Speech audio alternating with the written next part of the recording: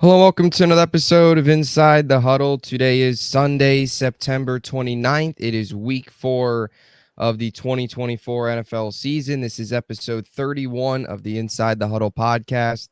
Thank you, as always, for joining us. We've got another full day of football. Cannot wait. It's crazy. We've already hit the end of September here and the final week with a full slate because starting next week, teams will start to hit the bye weeks throughout the rest of the year. So final week of full non-bye week football. Dallas won Thursday night. Solid win for them. W's a W. DiMari going into the weekend, stress-free Sunday and Monday for you. How's it going, man? Yeah, I'm good. I can finally just relax. I can be on Eagles hate watch comfortably today. Like I don't have to worry about us playing and sneaking it up. So yeah, I'm pretty good. I think we got a few quite some good games on. We got some divisional games on. Of course, we got a playoff matchup from last year back in Tampa today. So good slate of football, like you said, last slate until we get into some bye weeks. But let's enjoy this last week of, I guess, everybody playing, and let's get into it. Yeah, definitely. It should be an exciting week. October right around the corner. So closing out September here. And then, once October begins, things really you start to see teams separate themselves from the rest. And this weekend, a couple desperate teams will look to avoid 0-4 starts. And this morning I was watching ESPN, NFL Sunday countdown and stuff. And I think I saw a stat. I forget exactly what it was because right when I saw it kind of went off screen. But I think since whatever it is, maybe the Super Bowl or whatever it is, there's one 0-4 team or something like that to make the playoffs. So if you start 0-4, you are essentially just putting your season to rest. The Jaguars and the Bengals are the two big teams going into this weekend that find themselves at 0-3, looking to avoid 0-4 starts. I guess we could start with the Jaguars. Just because that it feels like we kind of expected this, saw this. I think both of us kind of saw a struggle of a season coming after the way last year ended. They were 8-3, collapsed down the stretch, missed the postseason, go into this year, 0-3 start. And I mean, last week, going into Buffalo, they got their doors blown off. And the funny part, not the funny part, but the most worrisome part is they go into Buffalo. You have your quarterback who you just gave a ton of money to get absolutely outplayed by the Bills, Josh Allen, and their offense. And that's an awful look. To me, that's just awful that you gave that quarterback all the money, Trevor Lawrence, and he looked like trash. The Jaguars look like trash. They're 0-3. It is 100% panic mode. Cincinnati will get to. I don't think they're as much of a panic mode as Jacksonville just because, but we'll get to that. But what have been your impressions on the Jaguars who are, collapsed last year going to this season? They're collapsing already. We're not even out of September, and Trevor Lawrence got all that money. I mean, they suck. Yeah.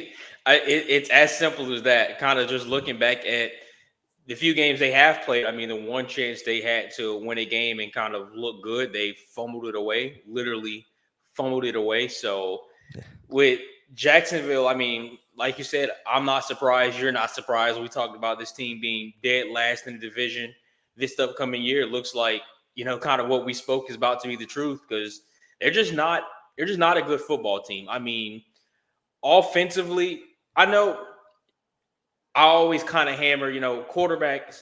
I mean, quarterbacks aren't to blame for all the wins or the losses. Teams win and lose games. But at the same time, watching this Jags team, as bad as that defense has looked, Trevor Lawrence has not done enough for them to win games. And I know people kind of like to use that same thing when it comes to like Dak Prescott, but if you watch the two, you can see there is a complete different thing with Trevor Lawrence. Like he's overthrowing wide receivers. Last week, the one to Brian Thomas was ridiculous. 6'3" guy, 38-inch vertical, and you overthrow him by 8 yards with nobody around him. Literally ridiculous. But just Trevor Lawrence is overthrowing receivers, not making the right reads. They just can't seem to get that offense going. I mean, this team, for what they paid, you got Bryce Young, respectfully. You got Bryce Young for $55 million with long blonde hair Yeah. that looked good in college. Waste of money. Season's over. I mean, I think you give it 3 to 4 weeks, and we're going to see Mac Jones taking some snaps in Jacksonville. Yeah. Then that's not a good thing. Mac Jones possibly. Yeah, they seems like they gave the wrong 2021 quarterback they gave the wrong quarterback from 2021 the money. They should have gave Mac Jones the Absolutely. money. That's how bad they are. I just want to go through the list. Here are some quarterbacks, the quarterbacks that have more touchdowns right now than Trevor Lawrence, who's got 2 touchdowns in 3 games. Watson's got more. Andy Dalton's got more. Will Levis has more touchdowns. Um, I mean, how high were you going in on the season on Derek Carr? Depends, but Derek Carr's got more touchdowns. If you were down like us on the Saints, then Derek Carr, to be fair, he's got more touchdowns than a good chunk of the league. He's 3rd in the NFL right now, but those are some pretty ugly names to have in front of you. Gardner Minshew has more touchdowns, and Malik Willis has the same amount of touchdowns. Justin Fields has the same amount of touchdowns.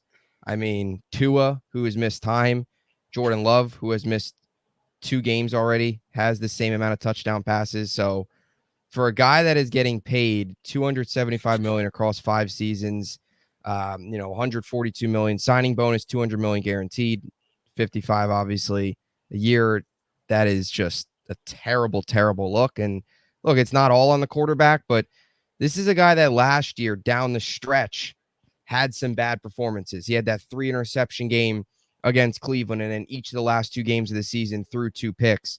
It is carried into this year. I mean, it just seems like the wrong investment right now for Jacksonville. Outside of 2022, Lawrence has been competent, Mid. average. Yeah, like average. I mean, you throw Trevor Lawrence on a good chunk of NFL teams, he's not the starting quarterback, and he's getting paid 200 whatever 50 or 275 million across 5 years. So it's bad. And I mean, you start to down look at Doug Peterson. If they start up 0-4 and today they go and play 10 or Houston, that's no easy win, especially a Houston team coming off of a tough loss. I know they're desperate, Jacksonville, but you start 0-4, you also got to start looking at the coach. Yeah, I mean, 100%. As much as I actually like Doug Peterson, I think it's a mix of a few things. Offensive coordinator is not great. I mean, offensively, they are 27th in yards and in passing yards per game. I think they are 30th in scoring at like 13 points per game. So it's not just the quarterback. It's obviously offensive coordinator, head coach. I mean, the defense as well. They're absolutely getting blasted defensively. I mean, I think they probably had a combined 30 points in all their games, and Buffalo just scored that in 1 quarter against them. Well, 1/2 against them on Monday night. So it's a mix of a few things, but if they don't figure it out today, there's definitely going to be some changes along that whole entire coaching staff, because it's going to have to be. Yeah, no doubt. And you're starting to look at the Jaguars' upcoming schedule. So they got Houston today, then they've got Indy after that. So the way they're playing, I mean, in Houston they'll probably lose today, and then at Indy at home, I mean, you get to 0-4 there. That place they'll be doing what they did a couple years ago. They'll be showing up in the clown mask, the red noses. Remember when they did that a couple years ago when they were 1-15 or whatever it was, tanking for Trevor. Now they're going to be doing it with Trevor. But I circle these 2 games just from an NFL fan's perspective. Back-to-back weeks in London, because the Jaguars, they're like second home now is in London. They play now like 2 games there every year. They play Chicago. That's going to be awful. If Chicago can't get their offense figured out, that game's going to make the eyes bleed. And then they play New England. That game's going to be awful. Mm-hmm. So the London game's coming up. And then you got the Giants and Panthers in Germany. These overseas games are panning out to be awful this season. Now, the Jets play the Vikings next week. If Darnold doesn't just fall apart this week, next week should actually be a good game if Darnold continues to play like he's been playing. But Chicago, Jacksonville, New England, Panthers, Giants, I mean, that is about as bad as they come. So doesn't help that Jacksonville is in the spot they're in. But I mean, the season, I don't know. I think they've, and I guess we kind of close this out here before we get to Cincinnati. Do you have more trust, I guess, in Cincinnati or than Jacksonville to turn things around? Do you feel it's over? Do you feel they can turn things around? Because, hey, as much as we talk about, okay, they have Houston today, we talked about Chicago, New England. Those are 2 winnable games. Indy is winnable. You've still got Tennessee, they'll still have twice on their schedule towards the end of the year in December. So those are, if Tennessee and Will Levis continues to make boneheaded decision, those are two winnable games. I mean, do you see a path here where they can turn it around, or? I I think they can. Like, I don't think they're gonna go 0-17, Yeah. but they're not sneaking into the playoffs. I mean, right now, I think they probably sneak out with 6 wins on the season. That's kind of being generous, kind of just looking how this team has looked over the course of a few weeks. And like you said, with Indy and just say Tennessee, I mean, those are divisional games. Those divisional games are always going to be tough. Carolina's not even to give me no more because Andy Dalton looks good. So if Andy Dalton's playing against this secondary, well, this Jags defense that is like I think 30th in the league, like they are bad. They are terrible. So Panthers aren't even to give me. The Giants aren't even to give me. We talked about it off air. I mean, is even though they end up losing on Thursday, I think their offense still looked good enough to the point they moved the ball up and down the field, didn't really turn the ball over. It was just scoring inside the red zone. So the Giants aren't even to give me, and their defense is actually pretty decent, at least that front four is. So I really don't see any give me's for Jacksonville. But if I'm going to be generous, I think they probably sneak 5 or 6 wins in there this year, but no more than that. Yeah, definitely. I totally agree, especially with the way it feels like it's there's a past example of this happening in the NFL where a team collapsed at the end of the season and it continued into the next year. And I forget what it was, but it feels like, or which team it exactly was, but it feels like the collapse last year is still lingering, whether it's Peterson's message not getting through, whether it is just Trevor Lawrence, whatever it is. There's something disconnect in this locker room for why they've been so bad now for months, not even just a couple weeks. This is going into last season as well. So I agree. I don't think they're going very far. And this is something right now that looks pretty good from a prediction standpoint. Neither of us saw Jacksonville doing much this year. Now, we could go into Cincinnati now, the other 0-3 team. Of course, Tennessee is also 0-3, but I think we'd be wasting time talking about Will Levis. No So let's need. get to the Bengals here. This is very Bengals-like if you look at how things have panned out the last two seasons, where each of the last 2 years, 2022, they started 0-2, 2023, they started 0-2. Now, they actually started 1-3 in 2023 because they ended up losing week 4 to Tennessee as well. So now they find themselves 0-3, a team that has been kind of, like I said, the last 2 years have gone off to slow starts, have been able to turn around, have been able to make the playoffs.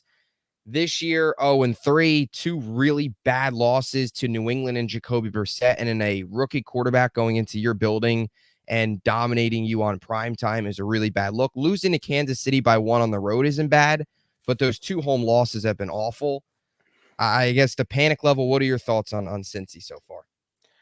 I don't think there's no need to panic quite yet. If they lose today, I mean, season might be over. You can Yeah. chalk it up, but difference between them and Jacksonville, since still on topic of it, Cincy has actually looked good outside of New England, like you said. Kansas City came down to a controversial, pass interference, which kind of don't think was pass interference. Cincy should win that game. And then last week, Joe Burrow actually looked amazing. The offense looked amazing. We're still waiting for T. Higgins kind of get back in form. Coming back from a hamstring is never easy. So once, those pieces start to connect, Zach Moss, another one, kind of starting to look a lot better, starting to get more comfortable in the offense. So, like, once the offense starts to connect and gel, I think they're going to be okay. Like, there's no need to worry. It's just their defense is questionable. That's not a good unit. So, I mean, kind of watching last week, I'm kind of asking myself, is that more about Cincinnati's defense and are they just not a good unit because they actually added some pieces this offseason? Or is that just more about, you know, Jaden Daniels and what he's about to become and what Dan Quinn has kind of built in Washington? That's kind of the questions. But for Cincinnati, I mean, I don't think there's too much of a concern, even though 0-3 is huge. You lose today again, season's over. You look at the division you're in. You got Baltimore, you got Pittsburgh, who's actually surprising some folks. You don't really have much margin for error. But for them, I think it's more about let's just figure out a way to get a few stops down the road. Our offense is going to score some points. For them, I don't think it's panic mode. You don't need to fire anybody. You don't need to bench your quarterback. They just need to figure out how to get some stops. It's simple as that. Yeah, I totally agree. And the one, I guess, reason I'll kind of give two reasons for why you shouldn't be worried as a Bengals fan and why you should. Just when you look back at the last two seasons, the teams they lost to start the year, and I know it's early and I know the league is always changing, but one reason you shouldn't panic is they've been in this hole before. They know how to dig out of it. 2022, they dug out of it. Last year, they dug out of it, or not quite. They dug out of it, and then Burrow went down, and they kind of spiraled from there. Finished the season, of course, 9-8. Not all of that was because of the 0-2 start. Burrow going down kind of killed them. You had Browning the rest of the way, which only lasted for a couple weeks, and then the Browning magic started to fall apart. But when you look at the last two seasons, the teams they lost to the first 2 weeks, 2022, they lost to the Steelers, who finished 9-8, missed the playoffs, but they were still above 500. And in the next week, they lost to the Cowboys, who went 12-5, lost in the divisional round that year. You go to last year, they lost to the Browns, who went to the playoffs, and then they lost to the Ravens, who went to the conference championship game. Of course, lost to Kansas City. You look at this year, the teams they've lost to, like I mentioned, New England, Jacoby Brissett at home is terrible. Kansas City on the road, not a big deal. They played actually pretty well. Of course, the pass interference at the end of the game, debatable. Kansas City always gets the calls. That's just how it is. And then when they got that one call against the Bills last year, that was actually the right call. Remember, Patrick Mahomes was crying about it. Oh, they let up a great play. It didn't happen with Travis Kelce. This is awful. Goes up to Josh Allen, shakes his hand, and is still complaining to him. So we remember that. But then they lost to Washington, of course, on Monday. So, I mean, they lost to two teams that I don't want to say aren't trying to win, but two teams that are in a rebuild. They let Jacoby Brissett go into their building and win, and then they let a rookie go into their building on primetime and win. So concerning for the defense, but I guess my point is I'm trying to make here is past years they lost to good teams. Right now they're losing to teams that they should be beating. They should really be 2-1. If you just look at the rosters, they're better than New England and they're better than Washington, but they didn't find ways to win. Now, today is 100% a must win because unlike Jacksonville, where they're playing Houston, which is a tough matchup, if Cincy loses to Andy Dalton and the Carolina Panthers, it's over. It's over. There's no coming back. At least Jacksonville, it's like, oh, we lost to a really good Texans team. It's over either way if they start 0-4, but you can't lose to the Red Rocket. You just can't. You just can't. So today's even more of a must win. You've got to go into Carolina and dominate the Panthers. They need a 31-10 just drumming to kind of get back on track, get their confidence. Defense needs to have a game where they hold the team to, only one score or something. Even if it's just Carolina, they need a huge confidence boost game because then waiting on the other side of this matchup is Baltimore next week, which obviously won't be easy. And it's at home, which for some reason, if they've been better on the road. It's only been one game, but they've been better on the road than they have been at home, which is kind of strange. They almost went in Arrowhead and won. The two games at home, they got embarrassed. Not quite embarrassed, but they lost games that they shouldn't have. So I guess same question here goes for you. Cincinnati, as we did for Jacksonville, Cincinnati dig out of this? I think so. I don't know if they're going to make the playoffs, but I think they're going to figure out, again, it's Jacksonville has many issues. Cincinnati is just, let's just get some stops on defense. Offense is rolling. I think they figure it out. I still think they are the second best team in the division, but playoffs is kind of a tall task. If Joe Burrow somehow does manage to lead this team to sneak into the playoffs, even if it's the 7th seed, I think I'm gonna have to put more respect on his name if he pulls that off. Yeah, 100%. And two, they're kind of, what are your thoughts on Jamar Chase? You think he's happy? I don't That's one know. thing about this all is I'm worried that Jamar Chase is like and I'm not really worried because I'm not a Bengals fan, but I think if you're a Bengals fan, you should be a little worried. Like, I don't know. He just gives off like diva-ish vibes right now. It feels like. I mean, are you saying like unhappy in terms of like the direction of the team, or are you saying unhappy just because of his involvement? Or could it be both?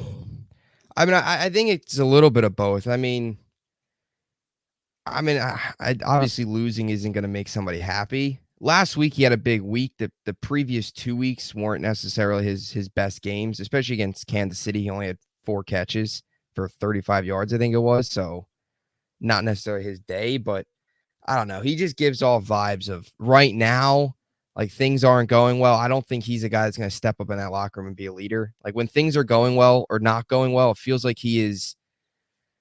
I don't know how to explain it. It just listening to some of his interviews after the game, how things panned out in the off season. I don't know. It's just I mean, I do know what you're talking about. I can't remember the exact situation. I feel it was last year. He made a few comments that when they weren't doing the best, but I don't know if I would say unhappy. I mean, I think when you've been with a guy since college, you kind of understand yeah, like the adversity and that type of stuff that you guys are going to go through. Obviously, when they went to the Super Bowl, they didn't start out hot. So I think kind of there it is more leniency with the quarterback and with the organization, even though the organization didn't pay him, but a little more leniency because it's like, we've been in this situation before and it's how we've turned it around. So like there's no need to yeah. completely panic. I trust my guy Joe Burrow, been with him since college. I know what he's capable of. When we get on the same page, I know what we're capable of. So I don't think he's unhappy, but I can say, or at least what I believe, is like if they don't figure it out, just say throughout this year they look absolutely terrible. A lot goes wrong. Are we going to see him in a Cincinnati uniform next year? Yeah. It's a good. That's definitely. I mean, yeah. If they fall apart and they go, I mean, heck, they win 6 games. Probably not. You Because start to I question mean, everybody. Then you start to I question don't. the coach too with the talent on this roster. I don't know if you've seen the report, but report is if they start 0-4, like they drop today, T. Higgins is available and they're going to look to trade him. So that could kind of be the start of some things going downhill. 'Cause, I mean, you If look outside of T. Higgins, who else is if they reliable? if they lose today to the Carolina Panthers, I mean, Carolina's still Carolina to me. Last week didn't change anything. They're still the Panthers. Oh no, they beat up on the Raiders. The Raiders are just as bad. I mean, that was a fluke win in Baltimore. I If they lose I to Andy agree. Dalton, what do they do? They bench Burrow and trade for Dalton? Do we run it back? I mean, if this was like 2014, Yeah, maybe, but get AJ Green out of retirement. I mean, if they lose today, I really don't know because you want to look at this team where you're just like, all right, well, we know what, like I said, we know how good they are. We know what they're capable of. Like they were just in the Super Bowl, but Yeah, I think I told you before, like I have a friend who I work with who is probably the one Bengals fan in my life that I know. He's always like, okay, well, look at Joe Burrow when he's healthy, and look at our team when our receivers are there, and look at this. And then you're looking at him now, you're just like, well, I'm not impressed. You keep bringing up that Super Bowl from 3 years ago, like that's like me bringing up Dallas' Super Bowl from 30 years ago. Like it doesn't matter the year after. Like at some point, it just doesn't matter no more. yep. We're at that point where 2021 doesn't matter. AFC Championship in 2022 doesn't matter. What are they doing in 2024? They're not doing anything. So they got to figure it out. I mean, they can no longer, use that. Well, we're this good when this, and that because you haven't shown you being this good at this moment. They lose today, it's over.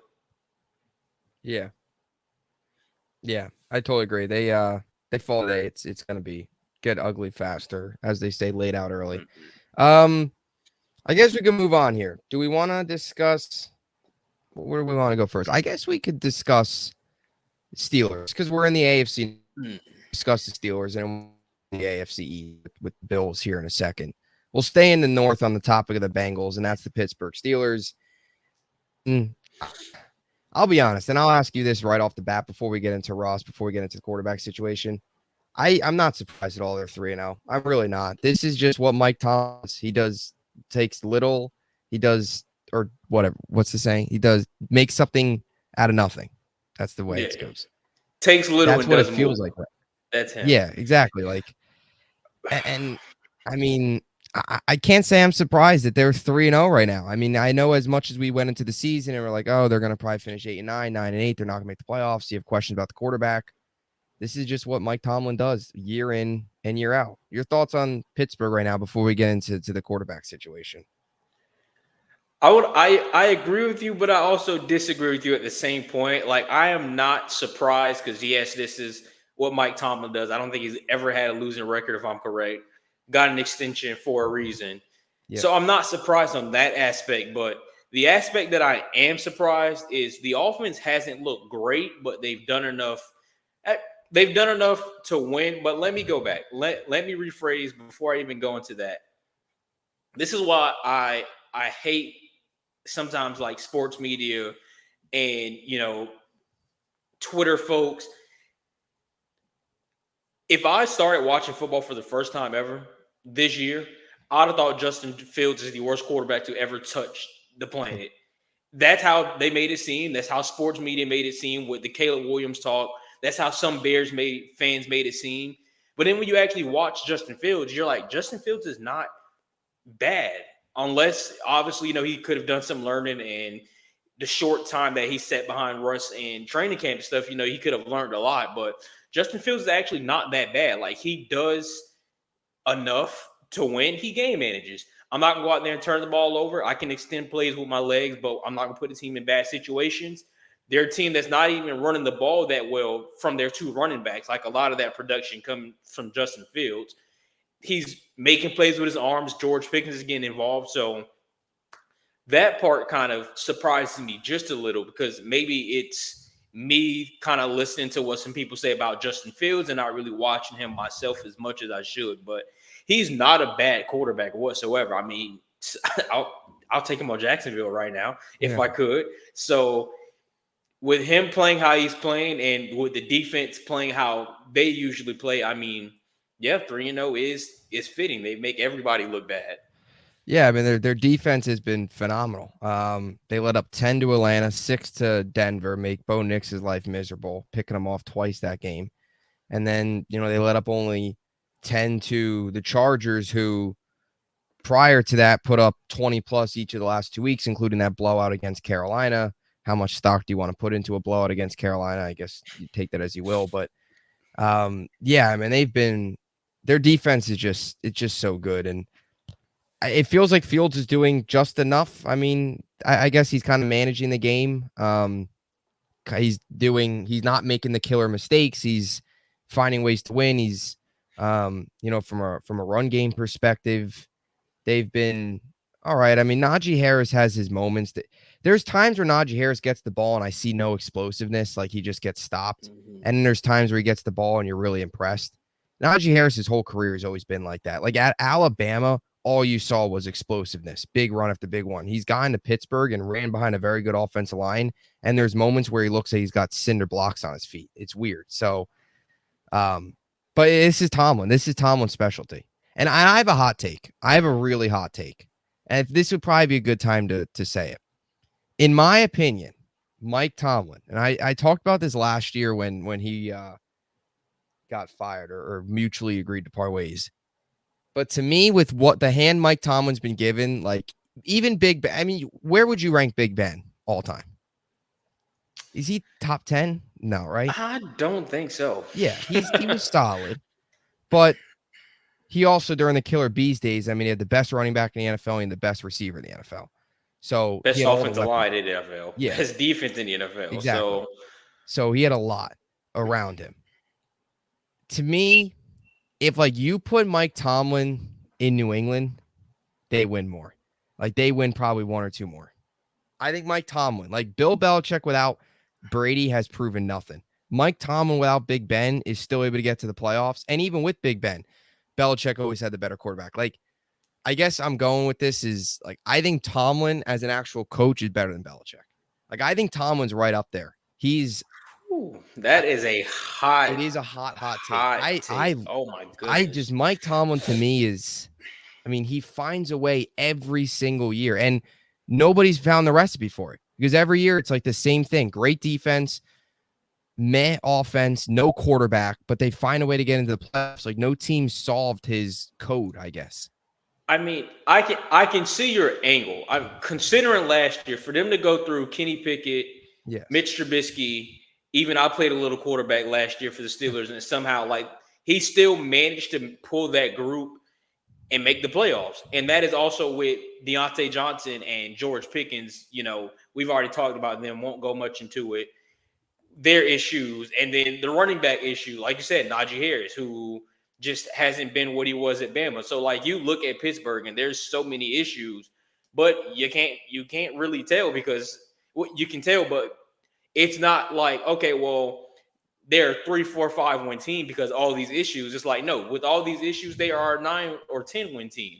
Let's figure out a few things here. Now we're talking about maybe 12, 13 wins. So I can kind of see where you're coming from. I mean, Tomlin is phenomenal. He's a phenomenal coach. I mean, it's as simple as that. He's never had a losing record as a head Yeah. coach. That is extremely hard to do, especially in that division. I think that's more impressive. Yeah. I see where you're coming from. And two, he's obviously still able, and that's been one of the biggest knocks on Belichick is he's not able to really connect with the young players anymore, or not be able to connect with this generation of players because he's an old school coach. Tomlin's not necessarily young. I mean, he's not as old as Belichick, but he's been in the league since 2007. I mean, he's been over for over like a decade and a half now. So he's had a whole new kind of generation of players coming in. He's obviously still able to connect them, and obviously his message is still able to get through. As for other coaches, and I know they're much older, but even like Belichick was nothing without Brady. But even you go to Sean Payton, what has Sean Payton proven without Breeze? Nothing. And I know, I mean, what Mike Tomlin could probably win 12 games with Bo Nix for all we know, but it's tough to win with Bo Nix, obviously. It's tough to win with a rookie quarterback. Even Sean Payton falls under that window of, I mean, he's only been in the NFL 1 year longer than Tomlin actually as a head coach. But, I mean, even he falls under that category of won Super Bowl, was great with Breeze. Breeze leaves, retires, and he hasn't been the same. I mean, last year, of course, wasn't good. He had the 2021 team after Breeze retired that didn't go anywhere. And then this year is probably another 5-win year.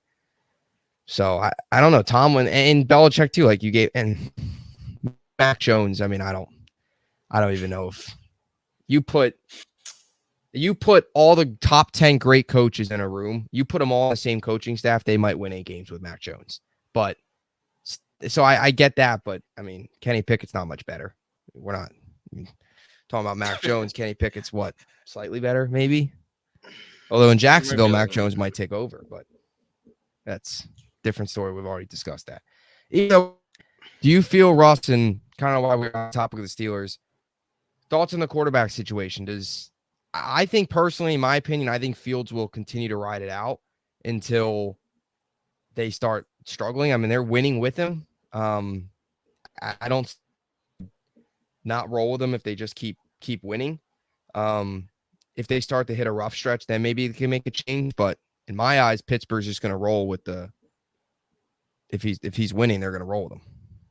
I mean, honestly, this feels, and little compare and contrast, obviously not the same situation. It feels almost like the Brady and Bledsoe thing, where it's kind of like, all right, this guy's going to be the starter coming into the year, kind of no matter what. This is our starter. This is our starter. He gets hurt. And then the guy that replaces him plays so good that you just kind of never look back. And that's what it kind of seems like. Like, I honestly believe Russ might be healthy enough to play right now.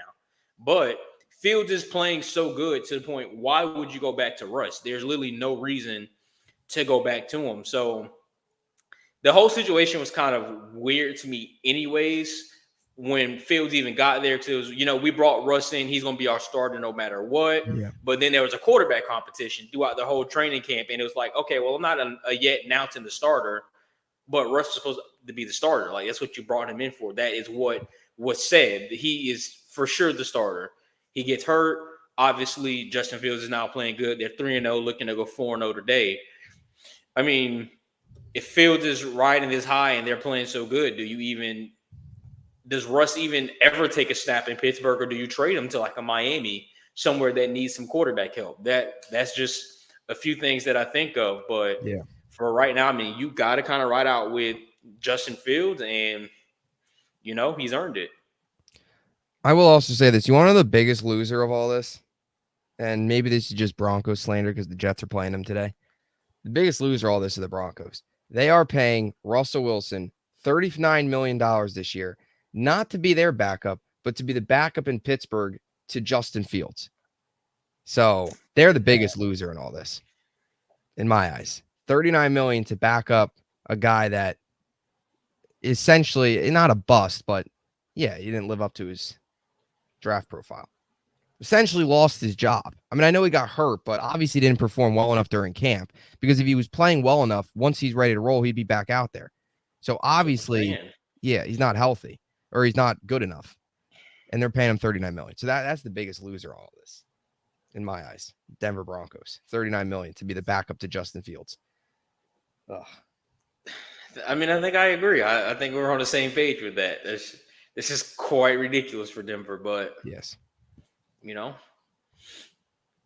you got to do a lot for the Nuggets to win the finals, and they literally sacrificed everything that they could have done for the Nuggets to win that final. So that does include, poor football for however long, and baseball. Baseball as well. Rockies, they stink. Yeah, that basically they just sacrificed the other two sports teams, and even the Avalanche. Well, the Avalanche won, and the Nuggets. So they sacrificed the baseball and football to be good at basketball and hockey. So, priorities, Yeah. Yep. And then, I mean, they can't be all good at once, because then when Peyton was there, I'm sure I don't think the basketball was really any good when they won the Super Bowl in 2015. So they had to sacrifice something for that as well. Just the way it rolls out there in Denver. Not very good. Anyway, let's move on. Josh Allen, most valuable player. Thoughts? I mean, I got to give him his credit. Look, I'm a Jets fan. Bills, we all know rivalry, can't stand them. Allen, I mean, wasn't a big, I don't know. I mean, Allen, I think I've had mixed opinions on him, and I think we've kind of stood where most other NFL fans stand, where he's got a lot of talent, but he makes stupid decisions, all that stuff. This year, though, it just looks different. I don't know if it's not Stephon Diggs and he doesn't feel the need to force it to him. I don't know if it's the offensive coordinator, Joe Brady, now having an entire offseason to work with him. But whatever it is, something's clicking, because Josh Allen isn't only doing what he's been able to do throughout his career, and that's thrown incredibly high amount of touchdowns, use his legs, but he's playing turnover-free football. This is a guy that through 3 games this season has got 7 touchdowns, no interceptions, and he's got 1 fumble, which he didn't even lose. They recovered. So he's not turned the ball over. Other than that 1 fumble against Arizona where Buffalo was able to recover, he has not turned them over yet, which is just crazy to think 3 games in, he hasn't even turned the ball over yet. And I think that's been the biggest change. And the biggest knock on Allen, why he probably hasn't won MVP, is because this is a guy that throws 14, 15 to 18 interceptions every single season. Plus, he usually throws about 5 or 6 fumbles onto that. But this year, it looks different. And this Bills team right now is a buzzsaw. I mean, they blew out Miami. They blew out Jacksonville. And Arizona, they started slow, but they dominated them in the second half, coming back from down 17-10. They came back and, of course, won that game 34-28. So, I mean, they look good. And Allen right now, yeah, he's probably got to be the favorite. Thoughts on Joe Allen? Oh, I do think I love Stephon Diggs. This is going to be so hard to say, but I think it is Stephon Diggs, or it was Stephon Diggs was the problem. I hope this is a real quote. I've seen it, so I don't want to necessarily say it's the truth, but apparently there's a quote out there of Josh Allen, I think after the last game they played, basically saying like, what's kind of going on is you don't have a bunch of guys mad about their stats. They're not mad about their receptions and their touchdowns. It's just like, hey, let's go out there and win. However, I have to help to win. That's how we're going to do it. And they know, like he's saying, like my guys know, hey, just stay with me, stay in the game, and eventually, like I'm going to get you in the end zone. Which, if that is the case, you literally see it. I mean, I know we kind of talked about Keon Coleman's struggles. Now, kind of watching Buffalo, I don't know if that's really necessarily struggles from Keon Coleman, or that's just Josh Allen riding the hot hand, getting everybody involved. When you got everybody involved, you don't have you can't game plan to guard Shakir and guard Keon Coleman, James Cook, Kincaid. There's no game plan to guard every single one of those guys. Where compared to when it was Stephon Diggs there, like you can come into that game and like let's take Diggs out of the out of the game script. So I think with Buffalo's case, it's him literally spreading the ball around. His players are making plays. I mean, this is a well-oiled machine right now. No, they are the best team in football, like you said, 7 passing touchdowns. That doesn't include the 2 rushing touchdowns, 1 fumble, 0 interceptions. Like, we don't see that from Josh Allen. And we spent all offseason talking about how their weapons are absolutely garbage. But hear me out. Cannot believe I'm about to say this, but it's almost Mahomes-like, where you got a bunch of weapons, even though Mahomes had, Hill and Kelsey. We can stay closer to Brady. It's almost Brady-like, where you got like a bunch of no-name guys. You're just like, or guys that aren't big, probably won't go anywhere and be a starter anywhere else. And he's taking these guys and he's winning football games. I hate to say it, but yes, Josh Allen right now is trying to throw up when I say this. Josh Allen right now is the MVP, and I think he has deserved that title, unfortunately. Yeah, I totally agree. And just coming from a Jets fan perspective, going into this year, I thought Buffalo, and we both thought Buffalo would be. And I think, did you have them make it the playoffs? I did not. Okay, I think I had them squeaking in as like the last seed. I think I had them going 10-7. But I thought there was going to be regression. I mean, last year they took them 6 straight wins just to get in, and then they of course got bounced against Kansas City in the same way they've gone lost really every other year. Losing to Kansas City or Cincy or one of these teams where they can't get over the hump with Allen. But I mean, I think as a Jet fan personally, they're the biggest threat right now for in my perspective. They're the best team right now in the NFL. They've looked the best. Kansas City is kind of doing Kansas City to me is you can't take into account what they do in the regular season anymore. To me, it just Kansas City is just going to be a okay regular season team that's going to turn it on in the playoffs. They might finish 11. I know they're 3-0, but if we're being honest, they haven't like dominated. I mean, they barely beat Atlanta. They got the refs' help against Cincy, and in Baltimore was Isaiah Likely is a 1 inch less foot size or whatever shoe size, and they're right probably maybe 1 in 27, maybe lose that game, whatever, goes overtime. So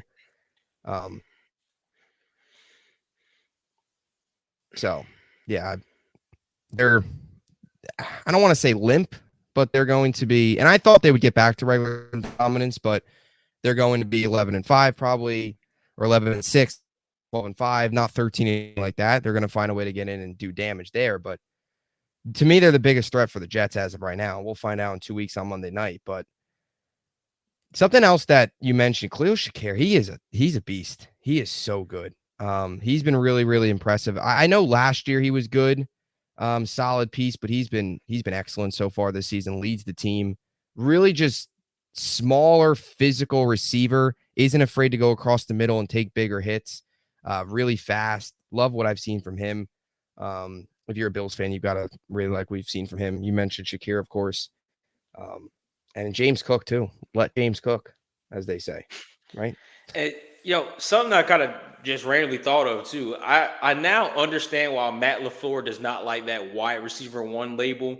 Because when you have a wide receiver 1 label on somebody, that instantly kind of it gives a feel of just like, okay, well, anything down the stretch, all the big plays, like go through me. We need a first down, something like that. Draw something up for me. Like I should be the guy. I want to be the guy. But you see it in Buffalo now. You see it in Green Bay, where I think it's a better just brand of football when there's no wide receiver 1, where you just got a bunch of guys that will go out there and make a play when a play needs to be made. When their number is called on, they're going to step up and they're going to, show the quarterback like, hey, you can trust me moving forward, regardless of where I am on the depth chart. And I like that. I think it's winning football. And I mean, talking about the 2 quarterbacks that's doing it the most now between Josh Allen and Jordan Love, who don't really have a true wide receiver 1. They spread the ball around. All their guys make plays. They find ways to win games. I know Love has been out, but will be back today, so we're going to kind of see that more from Jordan Love. So I actually like Matt LaFleur kind of bringing that mindset into the game because it seems to work out.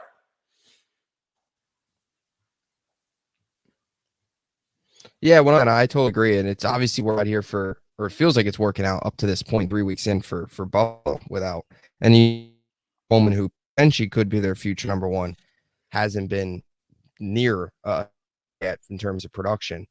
I one more quarterback to discuss, Jaden Daniels in Washington. The Commanders, we talked about it with Cincy, go in there, win on prime time. I mean, a couple beautiful, beautiful deep balls from Daniels that just, if you're a Commanders fan, get you fired up.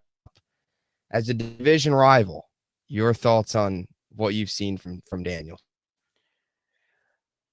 Look at how our defense looked. I mean, we're going to be in some trouble when we play Jaden Daniels. I wasn't a not that I wasn't a believer in Jaden Daniels. Like I thought he would be good, but obviously I thought Caleb Williams will be better just off what we've seen from preseason. But no, Jaden Daniels is impressing me. I mean, Washington is impressing me. They found something special, and I mean, I go to say this with like they're doing this with one really good wide receiver. I mean, you got rid of Dotson, you traded him to Philly, who he hasn't even existed in Philly. So you're doing this with one good receiver, and McLaurin finally is starting to look like himself. Like he's been off to a slow start. Your running backs aren't the best. I mean, you got a 60-year-old Austin Eckler, Brian Robinson Jr., who hasn't been, the best back.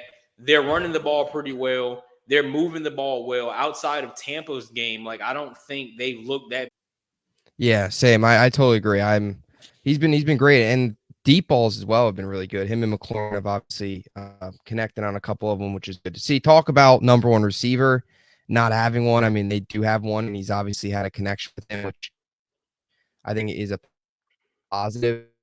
I mean, I guess you mentioned defensively with Cowboys going up against him will be tough. I guess what do you feel the ceiling is for Washington? I mean, they're 2-1 right now. You look at their upcoming schedule. They've got if they play like they did against Cincy, they've got a ton of winnable games coming up. Arizona, Cleveland are both winnable. Arizona today. Baltimore will be tough, but then Carolina's winnable. Chicago's winnable. The Giants are winnable. I mean, you look at their next 6 games here, you can make the case 5 of them, if Daniels continues to play like he's been, are extremely winnable games. I mean, what do you feel the ceiling is for this Commanders team right now as they stand at 2-1?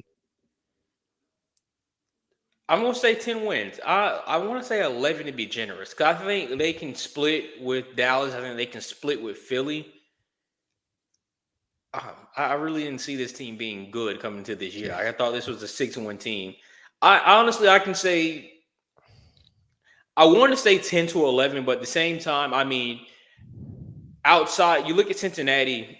Offensively, they played amazing. Their defense stink. I mean, Cincinnati had their way. Tampa also had their way with this Washington defense. We're going to see Arizona now. They're going to I think they're going to struggle against Arizona today defensively. Kyler Murray, his ability to extend plays is going to be a problem for them.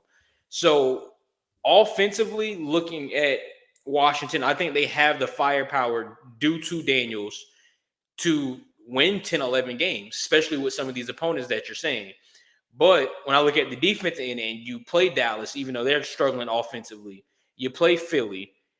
Are you going to be able to keep up with these teams defensively to where you can stop them and you score enough points? Because both of them also come into those type of games with great defenses. So Washington's sake, I mean, not surprised. Dan Quinn's defenses are getting torched. I've seen it too many times. So if they can figure that defense out, I mean, I'm not talking, Ravens defense or 85 Bears defense, but if they can just figure out how to get some stops and they don't need Jaden Daniels to literally be Superman, they can win 10 games. Yeah. No, I agree. I mean, I think I had them at 6-11 earlier in the year. They've exceeded all my expectations. Something that's impressed me too with Daniels for a rookie. You just look at Caleb Williams, for example. I know his completion percentage has gone up the last 2 weeks, but you look at his first game, right? 48.3% completion percentage against Tennessee. He had a low completion percentage in the preseason. Something that's impressed me so much with Daniels is his completion percentage. It's up to 80.3%. That's a lot of times unheard of It's for a crazy. rookie. Yeah, for a rookie quarterback. And then two, Monday night on the road, 91.3%. Just crazy to go on the road. I know their defense doesn't play well, but to go up against a team like Cincy and complete 91% of your passes, those are things that talk about Josh Allen, he probably wouldn't do. Mahomes sometimes wouldn't do. I mean, those are things that you just don't see often, especially coming from a rookie. He hasn't had a game yet where he's completed under 70% of his passes. That's what's been, I think, most impressive for him just as a rookie, especially when you look at some of the other rookies and their completion percentages. And I was looking at Bo Nix this week, of course, with them playing the Jets. Bo Nix is at 62.8%, which isn't bad. But he's even had one game where it dipped into the 50s. So Daniels has certainly been a big difference compared to the others, no doubt. And I want to throw one more thing in there because I do have. I think I tell you about this cousin that I have that likes Dallas, and so I know he watches. So this is for you for when you watch it. As bad as our defense is, talking about Dallas, of course, and as bad as you think our quarterback is for some odd reason, I think Washington this last Monday should have kind of showed you, like, Buffalo as well. Hey, when our quarterback, well, I can't even use, actually, those examples might not work, but just bear with me. Those are examples of if everyone plays together and everyone elevates their game of how great the team can look. Josh Allen has a bunch of nobodies, or I don't want to say nobodies, but he doesn't have some guys that would go anywhere else and be starters in the NFL and be, key contributors, especially as an undefeated team. You have a rookie in Jaden Daniels. You got Terry McLaurin, and I can't name nobody outside of that, outside of his weapons that are younger than 29, because everyone is 40 plus because they went and got this elderly home of weapons on the offense and defensive end.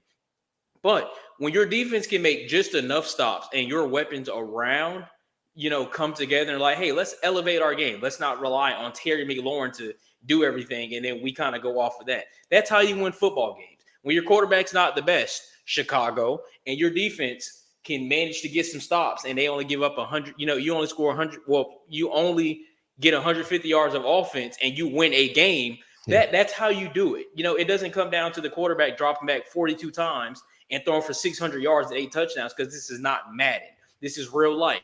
This is the NFL. So if you need ever more understanding of how a win comes down to the team, yes, please go look at Chicago in week 1. Go look at Washington on Monday night. Go look at Buffalo's weapons all coming together to win games. Go look at Minnesota, who all their weapons are on IR and they're undefeated. That's how you do it. So don't ever disrespect my ball knowledge again, respectfully. Definitely. I can't believe that was funny when you're like Dan Quinn's defense getting torched. That's not new. That's almost a given in life, is a Dan Quinn defense getting torched. Yes, unfortunately for Cowboys and I guess Commanders fans alike. All right, underdog picks, shall we? So last week, another good week for you, another just awful week for me. I'm gonna get fired soon if I don't step these up. So last week, just to be sure, I went 1-2. That's typical. 3 wins in 3 weeks. Gotta love it. And then you went 2-1. So I am 3-6. You are 6-3. And miracle the rest of the way because I can't pick these games. So I guess you got honors again because you won last week. So let's hear them. I'm going to go Bucks +1. I like them to win today outright. I think Tampa Bay just has Philly's number for whatever reason that is. So give me the Bucks +1. I'm going to go Colts +2.5. I know we just talked about how good this Pittsburgh team is. Anthony Richardson is so up and down. You just never know what you're going to get from them. But I like the Colts kind of to, stay afloat today. I don't think they fall too far behind. Give me +2.5. Colts 2.5. And another team I just talked about. Give me Minnesota +2.5. I know Jordan Love is coming back today. Jair Alexander, I think, is questionable coming into the game today. I've seen it early this morning. I could be wrong, but I don't know. I think this Vikings team, this is a team that neither one of us really believed in. If Minnesota wants me to believe in them, today's the day to do it. Vikings plus 2.5. All right. Rolling with the Sammy Dimes train. Yes, sir. I like it. I like it. Going Sammy Dimes rolling into Lambeau. I'll go Bills plus 2.5. We talked about Allen. I'll be honest. I haven't loved what I've seen from. It's not even that. What am I talking about? It's not even what I haven't loved what I've seen from Baltimore. This screams to me Bills win. Everybody's like, oh, Bills schedule getting tough. No, if Allen continues to play like this, he's going to run all over He's going to dominate Baltimore in my eyes. I think the Bills win, and to be honest, I think they win by a good margin. They've been that good. Until somebody proves they can slow them down, I'm going to ride with the Bills here plus 2.5. Rams, I'll go plus 3. I haven't liked at all what I've seen from Caleb Williams. I know the Rams are coming off of obviously the first 2 weeks of the season, 2 losses. They've been banged up. Of course, Cooper Kupp banged up. Puka Nacua is banged up as well. He's on IR. So they've been hurt. They've been dealing with injuries. Kupp's out again today. They had the emotional comeback win last week against San Fran. Is there a potential hangover there on the road against a Bears team that I don't want to say is getting desperate, but I think Caleb Williams might be starting to feel some sort of desperation. Like, I was drafted number 1 overall. I've got to start to prove it, especially when he sees Jaden Daniels go out there and pick up a win like he did. I think he's got to start to pick up the speed here. So I'll go Rams plus 3. Just haven't liked what I've seen from Caleb Williams and the Bears, veteran team. Give me the Rams, even though they're banged up. And this last one, I don't think I picked them yet. I actually picked against them last week. I picked the Eagles, and that was my only pick I got correct. But I'm going to roll with the Saints here. Give me the Saints today, plus 2.5 against the Falcons. And I know that might sound crazy. Falcons almost beat the Chiefs last week, of course. But give me the Saints, plus 2.5. Or actually, I think it's dropped now down to plus 1.5. No, it is plus 2.5. I apologize. Plus 2.5 Saints. Haven't picked against them, or I've been picking against them. I picked against them week 1. I think I took the Panthers. What was it? Panthers plus, or maybe no. I think you took Panthers week 1, and then I took Panthers week 1, yes, but and then you took Saints the next week. Yes. Dallas did not play the Saints week 1. No. I took the Saints week 2 plus 6. Mm-hmm. You got that right. They beat us by 40. So yeah. That's that. And then I took the Eagles last week. So I've been essentially picked, because I also agreed. I actually predicted probably the Panthers. I mean, I didn't have the Panthers on my underdog picks that week, but either way, I haven't been on the Saints train. So coming off of a loss, it might sound weird why I'm going on the Saints train, but give me the Saints. I think this is a game they win on the road. I know it's tough, but I'll take Saints plus 2.5. This probably screams another 1-2 week, but I'm confident about my Bills pick. The Bills are 100% winning tonight. I guarantee it. They're going to win tonight. Rams and Saints, they're more coin flips, but I got to start making up some ground. The fan base, it's crushing me. My fan base is crushing me. Well, I was just about to say, outside of your Jets week 1 pick, like, the picks aren't bad. They're just teams at the end. It seems like that fourth quarter comes and, like, either they can't get a stop, they can't put enough points on the board. So it's not too bad. Like, I've been consistent 1-2 every week. I mean, like, I'm 1-2 every week. I'm 1 win away here from having a 2-1 week, or a stop away from having a 3-0 week. I've been close. Just I mean, I don't think you're like fire Jerry Jones level of bad. I think right now, I mean, your quarterback is in concussion protocol. Your wide receiver 1 is like banged up. Is banged up. Mm-hmm. He's battling the hamstring. We're for grinding. Some odd we're reason. finding ways. We're grinding. We're 3. We're competitive, but we're not. We need our playmakers back. That's it. A few, watch some film, put a few plays here and there, goes differently. We're talking about a different record. I don't think you're like, David Tepper levels of bad, but Hopefully I don't get there. Although my fantasy management over the last 8 years has been David Tepper bad. But guess what? 2-1 right now in fantasy. 2-1. I've won the last 2 weeks. So, I mean, I'm on the hot seat this year. I'm on the hot seat. I've already been relegated from 1 league. So if I need to have a good year this year. So But I like it. I'm liking the new name change. Look, this is the roster we're rolling it today. All right. Is that Ashwagandha Yep. Rod Aaron? Yep. Yeah. This is the team. This is the squad today. And see See, the we crazy got part. Oh, sorry. okay, not too bad. Okay, Murray Hall. Is that Chuba Hubbard? Yep. Oh, okay. And I DK will Jerry tell Lynn. you All right, why it's in a not too second. bad. Look at the rest of my running backs. So I got Swift, who's trash. Charbonnet lasted me 1 week. Now Kenneth Walker's coming back, so he won't be good. And Pacheco's on IR, so I'm very thin. And I had Zeke. Oh, that's bad. So That's I took bad. a chance on Zeke, and I'm sorry. I don't want to be mean, but he's just so washed. He's cooked. Washed is not even the word. It's beyond. It is literally beyond washed. Is it beyond repair? Yeah, that's. I mean, I just don't understand how a guy last year you go to New England and you look like You look like younger versions of yourself, yeah. and you come to Dallas. I don't know. Maybe the lights are literally too bright. He is so washed. It's actually sad. Like his downfall was so bad. His downfall needs to be studied. It's bad. It's pretty bad. I mean, looking at 2016, 2017, the younger Zeke, you're just like, all right, this is a guy. Now you look at a guy, can't even get on the football field for some odd reason.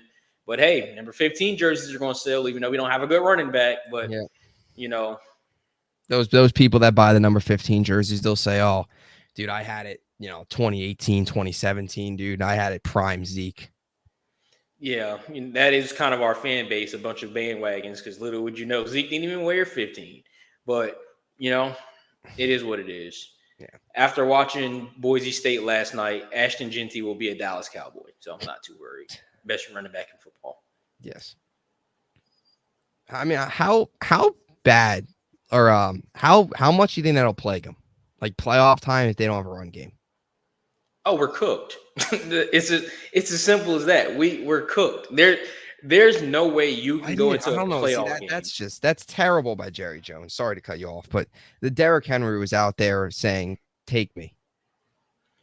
Look, no. First, thank you for cutting me off because not only Derrick Henry, so Derrick Henry, who has a house in Dallas, literally showed up to AT&T Stadium and was like, "Hey, you guys hiring? Like, you need a running back?" And Jerry Jones is like, "Not really. Thank you for your application, though. We'll review your application." Obviously, threw the application away. So not only Derrick Henry, but you had the chance of Aaron Jones, who is a partial owner, along with Tom Brady, along with Aaron Rodgers and the Green Bay Packers, and along with the San Francisco 49ers. He is a partial owner of the Dallas Cowboys available. You don't go sign him. Josh Jacobs was available. I know DeAndre Swift is absolutely terrible. I mean, the offensive line hasn't done him no justice. DeAndre Swift is out there available. Saquon Barkley was out there available. You could even got Alexander Madison, who was out there and available. But you went and got Zeke. Like I think there was 12 available running backs that you could have went out there and signed, and you didn't sign none of them. So Heck, I mean, and I'll say this as well. I'll be honest. I wasn't 100% sure I'm not 100% sure. I don't remember. You might have to correct me on this. What exactly picks did the Cowboys have? I mean, how many like day threes did they have for this past draft? Day 3, Did that they have falls any or around, is that 4 through 7? yeah?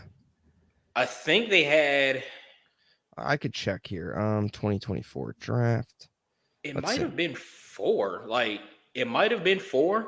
And I know they Yeah. traded Yep, one you're right. to they traded one to San Fran in the Trey Lance deal.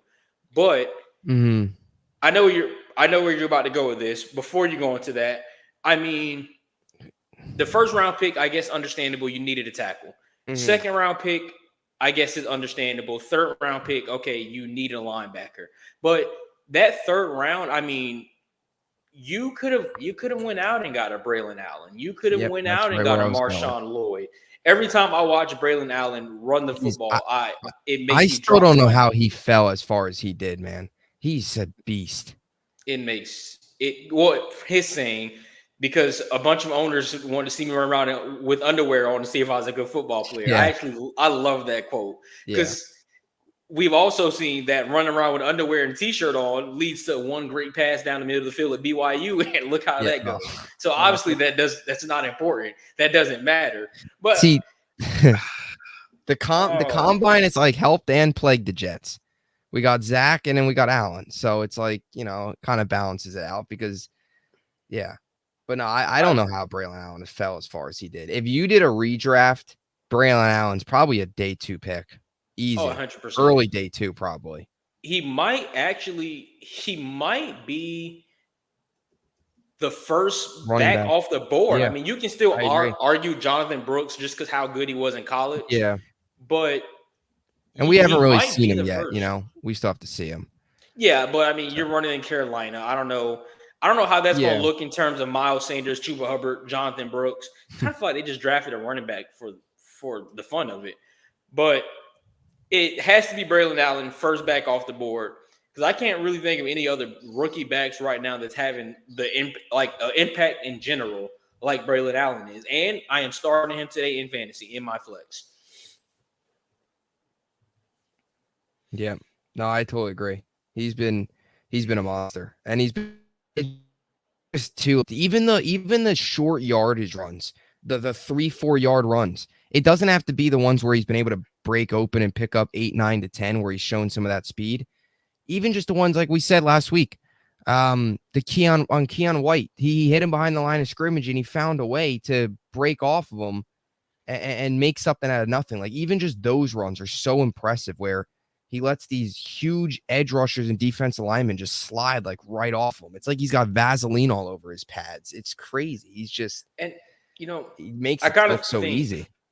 I think people look at running backs and they're just like, okay, well, you didn't rush for 100 yards and a touchdown. Like you're trash. You had a bad game. But like you're saying, you look at Braylon Allen and his stats aren't going to be the best quite yet. But you look at it and you're just like, okay, well, what about the runs where, it's 2nd and 10, you get hit in 3 yards in the backfield, but instead of 3rd and 13, we're talking about 3rd and 8, 3rd and 6 because you broke off some tackles and you were able to, gain positive yards after a play completely going wrong. What about those short distances to keep the drives going where we're talking about a 3rd and 2 and you need to get those 3 yards and you absolutely got those 3 yards. Like it's not all about the carries, the stats, the touchdowns. Sometimes it's about just extending the drives and just making something out of nothing. And Braylon Allen does that. I wish we had a running back that can do that.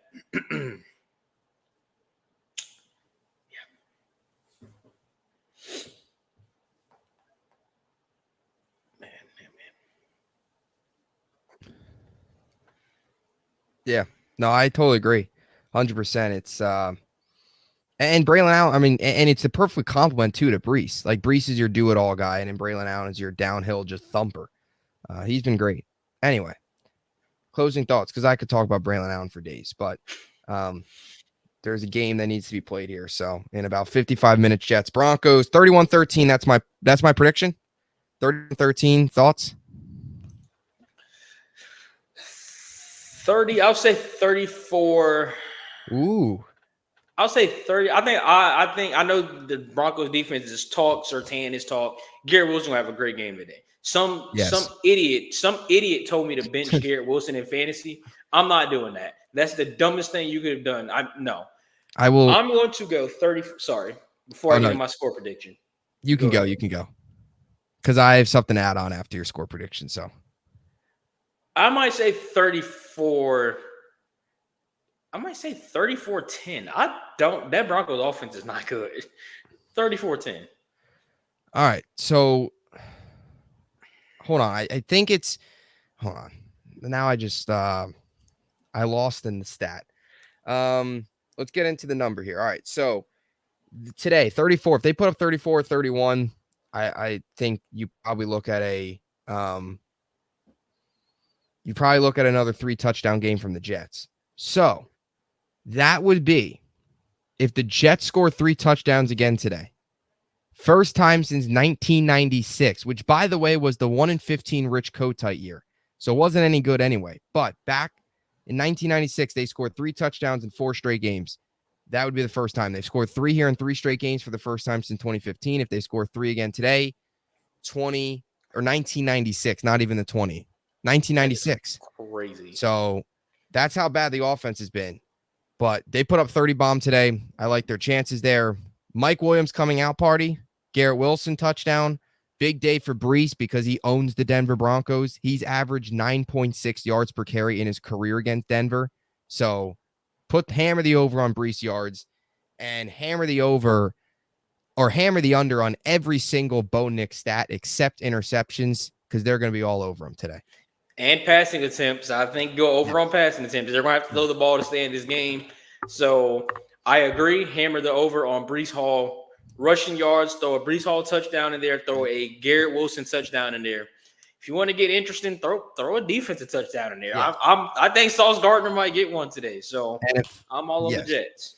I totally agree. Blow them out. This game hopefully is over by halftime. And when I'm eating my wings, I can be eating my wings, hopefully up 3 scores. That's the hope.